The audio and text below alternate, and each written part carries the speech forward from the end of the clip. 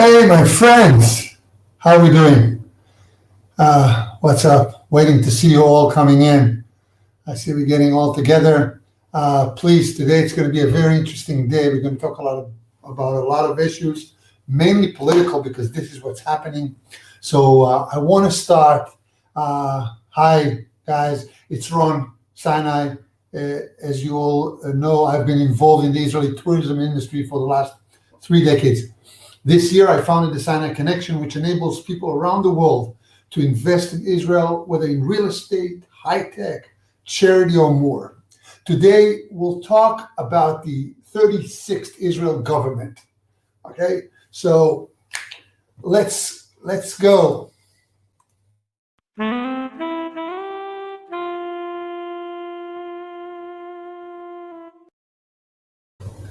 And we're back. So here we are, celebrating democracy. Okay, Israel has been declared a new government.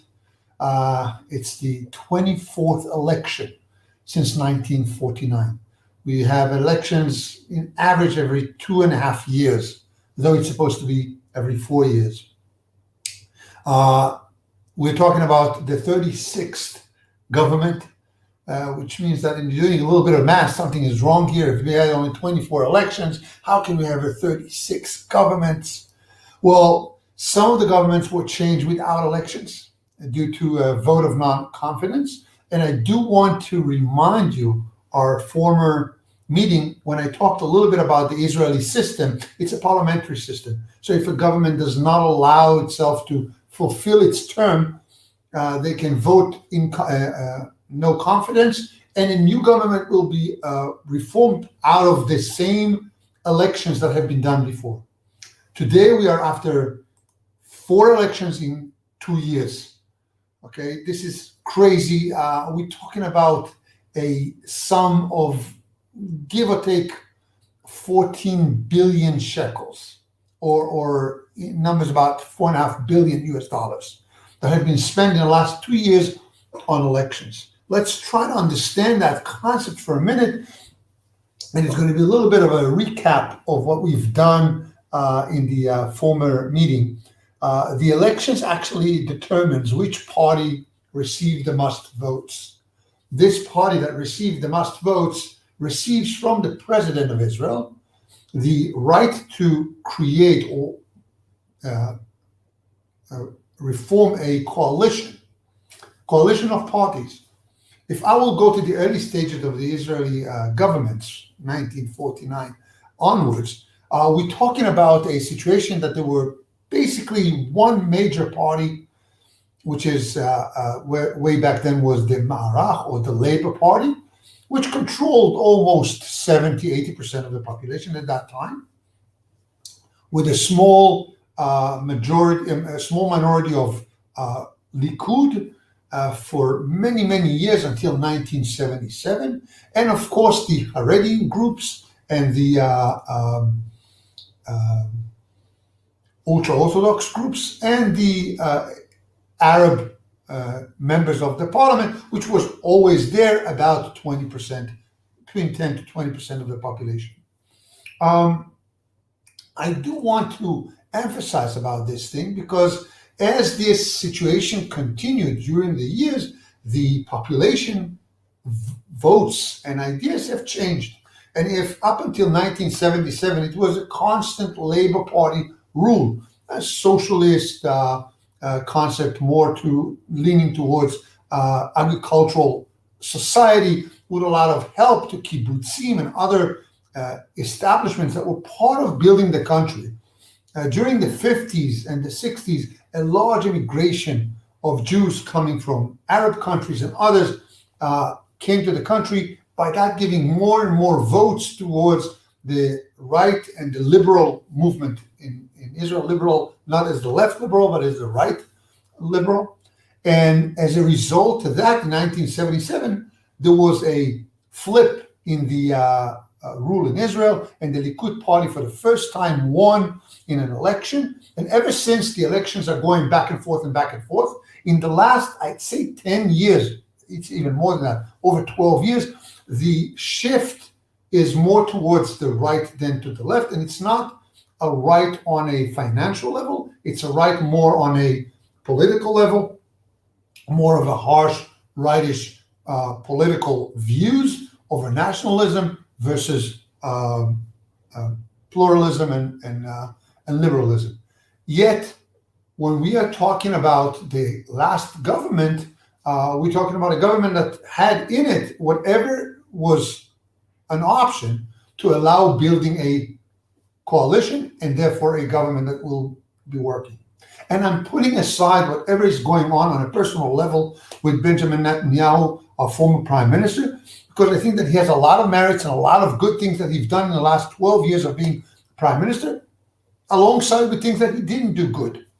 I think that one of the things that we've seen around here is in the last 4 years in the last 2 years having those 4 elections meant that a lot of the deals that he had to do in order to create coalitions and not necessarily ended up with positive tone to it, meaning there were issues of not being honest enough, not paying enough effort into maintaining his close allies close to him by allowing others to come in on behalf of his own members of the party, which caused in the last couple of elections, a split within the right, general right of the political map of Israel, and creating more parties within the right that would not tolerate the way of political behavior of Benjamin Netanyahu, to create a change out of a feeling of, we don't trust you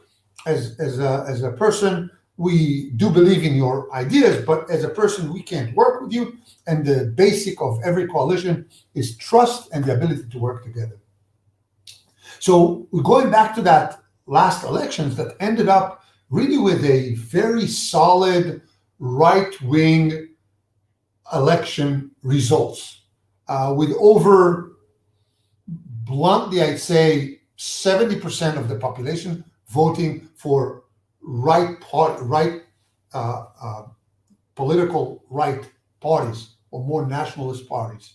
Okay, whether we add to that the ultra-Orthodox or Haredi or not, that's another question, but they usually will go traditionally, at least in the last 10, 15 years, they will go with the likud, with the right, mainly because whatever they ask, they always got in terms of money and help to their own people. And as I explained in the last meeting that we had, we're talking about a situation that the government has to give whatever the small parties ask for in order to get their vote. So Netanyahu wins with 30 seats, but he was failed in the attempt to create a coalition, okay?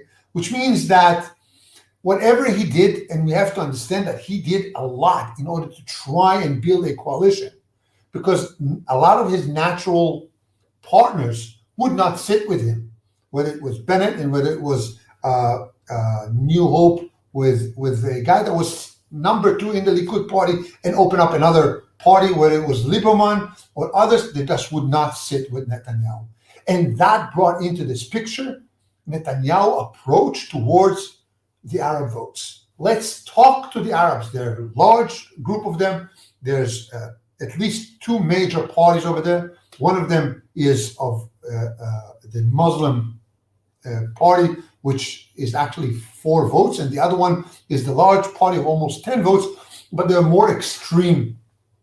And the fact that Netanyahu did the move to talk to these guys actually allowed later on, as the first time in Israel history, an ability to negotiate with an Arab party on coming into the coalition as part of the government. The president at that point gave the mandate back to Lapid after Netanyahu could not establish a coalition. And as a result of the negotiations Lapid did with the rest of the parties in the Knesset, he actually managed to create a coalition with a rotation between the prime minister, meaning he will be the prime minister for half the time, and Naftali Bennett will be the prime minister for another 2 years. In this case, the need of creating a coalition was higher than his own ego, and he allowed Bennett, who had only 6 votes, to become the first prime minister for the first period of 2 years, and only then Yair Lapid will take the reins and become the active prime minister. We have to understand this is not something new. We already had that before. In the last elections, Netanyahu had a deal like that with Benjamin Gantz. Unfortunately, it never fulfilled itself, and nobody really believed that he's going to leave his seat to give it to Benjamin Gantz. This is one of his problems in creating a new coalition today, because people just did not believe that he's going to stand behind whatever he's promising. So nobody wanted to go in with him. So in 2 years, basically, we believe that the next prime minister is going to be Yair Lapid. What was created out of this thing is a very, very diverse coalition. For the first time, we're having 3 solid right-wing parties, okay, which coming from the heart of the right wing. If it's Naftali Bennett with Yamina, which is a modern Orthodox, a man of the settlements, living in the settlements, holding on the flag of modern Orthodoxy and nationalism, asides with Avigdor Lieberman, okay, who's, again, very much into the right, lives in a settlement. All his life was sitting chair to chair with Netanyahu, and again, do not believe a word he says, so he decides he's not going to sit with him in a coalition, join in with Bennett, and joining in with this faction called Tikva Hadasha and Sa'ar to actually create a pretty strong, solid right-wing bloc within the government, aside with Yair Lapid, which is pretty much center, neither side, no left, no right in its ideas and his political views, and Gantz that joined in as blue and white, Kahol Lavan, and all of these together creates a pretty much center right-leaning coalition. And to the left, they managed to adopt into this coalition the Labour Party and Meretz, which is more to the left, and even Isaac Fritz as the Muslim party into this coalition as part of the coalition. For the first time in history, we have an Arab minister. Having 27 ministers in the government seems a lot. Last government had 30, just 34. So we're pretty good. In average, it's about the average of the last 12 years of governments. Having the first time Arab minister poses a lot of issues. As a minister, he sits in the main junctions of decision-making in the country. And decision-making in Israel is not just who's going to get the butter and the bread. We are surrounded with a whole lot of enemies that really don't care who sits there. They don't want to be friends with us. I'm putting it in a very nice way. But we all remember what happened only last month. Okay? The will of our neighbors to eradicate Israel from the face of the earth is there. And for the first time, we're having an Arab minister within the government, within the ministerial government, which means that he needs to be exposed to security issues. He needs to vote for operations if needed. And let's say that tomorrow morning there is an issue coming out of the north, or there is an issue coming in the West Bank or Gaza, and there is a decision has to be made. What's going to happen with his vote? So, in effect, part of this negotiation of creating a coalition had to put this on the table and get an idea of what's going to happen. And probably in these situations, either he's going to vote against. Hopefully, in situations like that, the right or the Likud and the other parties that did not join the coalition will vote with the coalition, so we can actually do what's needed to be done. And that's why it's probably not going to be an issue. Okay. Second thing that happened in this amazing coalition or new government, we have 9 women as ministers. 9 women, guys. That's a big, huge wow. Out of them, 2 disabled women, one on a wheelchair and one is deaf. Okay, which puts in the front not only the other gender, but also disabled, and give a lot of hope to kids and girls that cannot see themselves doing anything, finding all the way up in the top the seat and the ability to be exposed and changed and be part of the ruling of the country. One of the biggest issues that you will hear in the media in the last few days, it's the fear for the status quo. What's going to happen with the status quo? Where things are going to change? Again, we're having here a coalition of right and left, of Arabs and Jews, of different ideologies that all have to sit around one government table and actually do something. One of the decisions was, we're not going to touch the status quo. It's going to stay there. We're not going to do those big things. We're going to work on the little things that we all agree upon. What's going to happen, we don't know. We do know that the ultra-Orthodox parties that used to be for almost eternity within a specific junctions of power within the Israeli government are out. And instead of them came modern Orthodox with modern Orthodox views, which does not eliminate the religious out of the country, but put emphasis on opening it up a little bit, softening it, allowing things to be a little different. In Israel, these are major changes. We don't really know where it's going to take us, but it's a major changes. For example, for the first time in history, we have a reform rabbi in the Israeli government. Rabbi Gilad Kariv is part of the coalition, okay? And regardless of what you think, I'm proud of our democracy. And I wish us all a lot of luck, okay? It's not going to be easy. It's really not going to be easy. One of the things that I can say is that I believe in all my heart that these people that were elected, okay, were elected because they really wanted to make a change.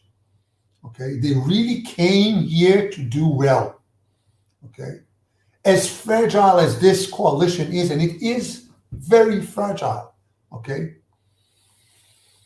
I'm sure that things are going to move into a much brighter location than what Netanyahu and his colleagues are trying to portray it. And one of the things that I've been exposed to, especially yesterday in the inauguration of the new government, and I felt a little bit ashamed, is the way that the Knesset actually left all the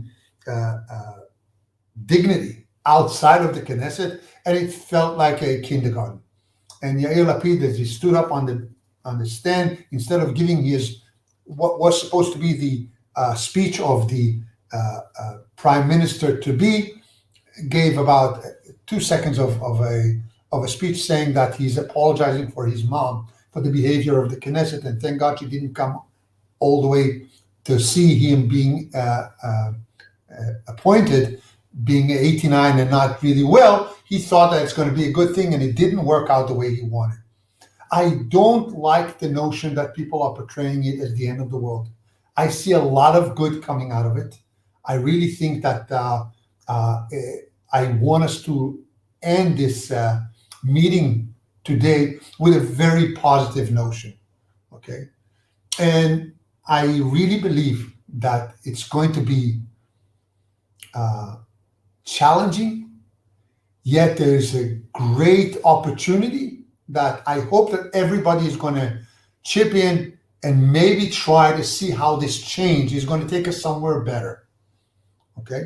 And even if not better, somewhere else might be better, as the move itself is important. We've been stagnated for so many years now that we actually require some kind of a jumpstart to the whole system. And I think that this is what we're getting right now, is a jumpstart. And let's hope that this, in a very positive way, is going to take us forward.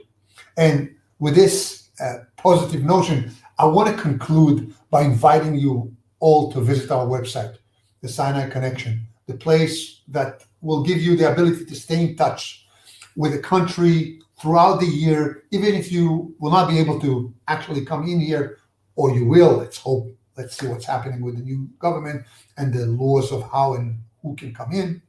I would love to connect with you and reveal to you all that this blessed land has to give. See you in the next live broadcast. And in the meantime, let's stay connected. Good night. Have a great day. Talk to you later.